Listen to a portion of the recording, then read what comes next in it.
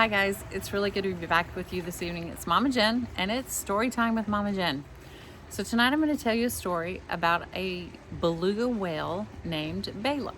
And this request came in from Abigail right here in Georgia. Do you know where beluga whales live?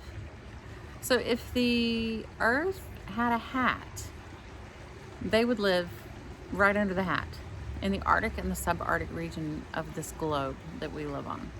And here's the story of Bayla the Beluga.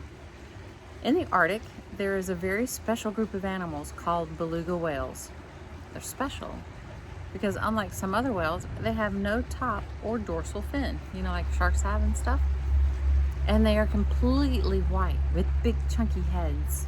It was approaching late September and Nayla was more than a little cranky. Well, you think carrying this baby for 12 months now, it would be about time, but no, this baby wants to bake just a little bit longer. Her husband, Nashti, just nodded. This wasn't his first calf. He just smiled his winning smile. I'm sure it'll be soon. Uh-oh. Nashti, I think the baby heard you and decided it was time to meet you, and whoosh! Out came a beautiful baby girl beluga that they decided to name Bayla. It was then that Nashti and Nayla noticed something different on Bayla's sweet head. It was a mark, a very interesting mark, and as Bayla nursed, the marking showed up very pink. Nashti and Nayla looked at each other. What do you think it is? Well, said Nayla, I really don't care. I still think she's just beautiful. Look, the mark just turned red. Like she knows I'm telling the truth. Nashti, he wasn't so convinced and he said, let's test that.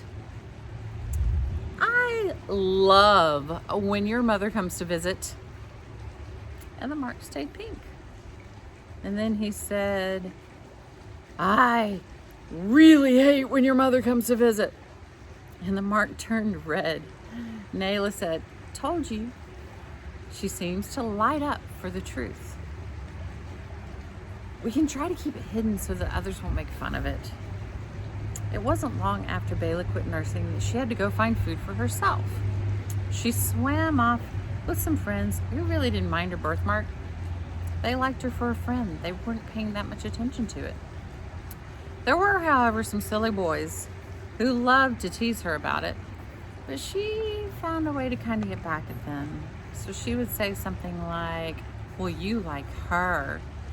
And if the whale said, no, I don't, and it stayed pink, she knew the little boy was lying. So one thing about being friends with Bayla, the whales couldn't lie around her. When they were all teenagers, the herd of them went off for adventures. It is so cold in the Arctic that they had to keep moving just to keep warm. Sometimes they had swim, jump, and slide on the ice contests in the winter. Can you imagine these little whales? They're just and then they would see who could slide the farthest. Well, they also loved bowling with the penguins. They would be kind of looking from under the water, see a group of penguins kind of huddled all together, and then you'd be like 1, 2, 3, and they would all jump and slide and see how many of the penguins they could knock down. Penguins didn't really cooperate with them, but those big old heads on the belugas were great bowling balls. Life was pretty good, and the biggest concern for this herd was adult polar bears and killer whales. Both of those were great swimmers and loved an occasional beluga meal.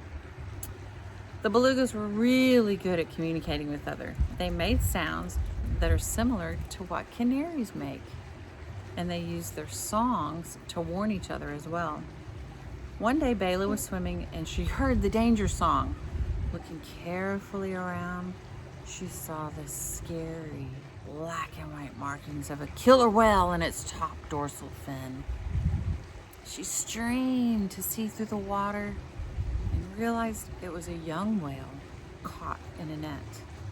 That was another danger for all of the sea animals. Bayla felt sorry for the whale, even though she knew they were supposed to be enemies.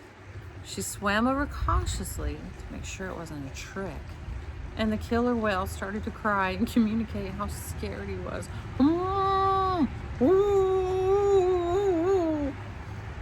He told her his name was Eli, and they really wanted to have a long life and not end up on a fisherman's boat.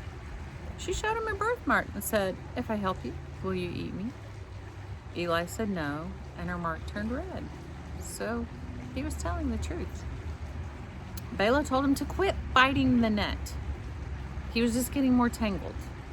And then she thought about it for a minute, and she said, if I jump high enough and aim for the rope that's hanging down to the net and bite through it, maybe the net will drop off and fall into the water. So 1, 2, she jumps and tries to bite the rope holding the net. Missed. He's getting more scared and more scared, and they're worried that the fishermen are going to notice what she's trying to do. So she hurries again, takes another running, swimming, and jumps. Second time, whoosh, didn't make it. One more time, she's got to try, and she's got to go fast before the fishermen realize what she's trying to do. And the third time, whoosh, and she bit right through that rope with her sharp little whale teeth. The net fell with Eli into the water, and Eli was free. But as soon as he was free, she wondered, did I do the right thing? I basically let something go that might want to have me for dinner later. Eli was so tired from wrestling in the net, and he was moving slowly through the water. Eli said, I think I would have been able to get out by myself eventually. Oh, and why did you help me? We're supposed to be enemies. Well, said Bayla, I asked if you would eat me, and you said no. My birthmark turns red when people tell the truth. So I knew you wouldn't eat me, and besides, no one wants to end up on the fisherman's boat. See ya, she cried, and went to find her friends. So this was a fun little story to take you on the adventures of a little beluga whale. I hope you guys have a really good night tonight. Don't forget, send me a name, send me an animal. I have quite a few to go after. So hopefully I'll get going and have another story for you tomorrow. You guys sleep well. Sweet dreams. Love you. See you next time.